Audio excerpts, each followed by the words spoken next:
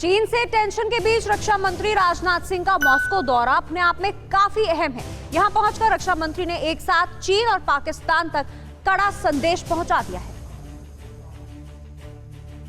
Moscow में रक्षा मंत्री की कही गई हर बात दुनिया के लिए बड़े संदेश की तरह रही। राजनाथ सिंह के जरिए भारत ने खास तौर से चीन और पाकिस्तान जैसे मुल्कों को ये बताने की कोशिश की कि बदले हुए भारत का रुख क्या है। मंच बड़ा था और देश के रक्षा मंत्री ने दुश्मनों तक पैगाम पहुंचाने के लिए इसका बखूबी इस्तेमाल किया। रक्षा मंत्री का संदेश और उसके जरिए दुनिया के लिए भारत के संकेत को भी समझिए।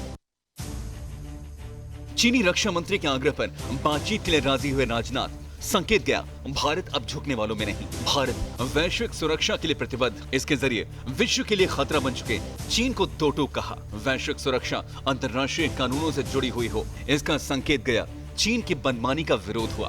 भारत में एक दूसरे पर भरोसा जरूरी। बार बार वादा तोड़ने की चीनी फितरत पर चोट। मतभेदों को शांतिपूर्ण तरीके से सुलझाने की व्यवस्था हो, इसका संकेत गया। भारत का शांति में हमेशा से भरोसा है। राजनाथ ने संदेश दिया, भारत आतंकवाद के सभी प्रारूपों और प्रकारों के खिलाफ है, इसका संकेत गया। चीन के सामने उसके दोस्त पाकिस्तान को चेतावनी। कोविड-19 की वजह से अपनों को खोने वालों के प्रति संवेदना। और इस तरह राजनाथ ने चीन को उसकी चूक याद दिलाई। वहीं इस मुलाकात के बाद चीन के भोंपू मीडिया यानी ग्लोबल टाइम्स की तरफ से भी बयान आया। मॉस्को में चीन और भारत के रक्षा मंत्रियों ने शांति की तरफ बढ़ने की इच्छा जाहिर की है।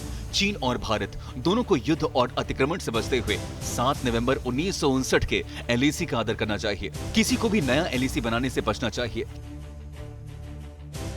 यानी ड्रैगन डरा हुआ है, उसे लगता है कहीं हिंदुस्तान की सेना एलएसी पार कर उसके इलाकों पर ही कब्जा न कर ले।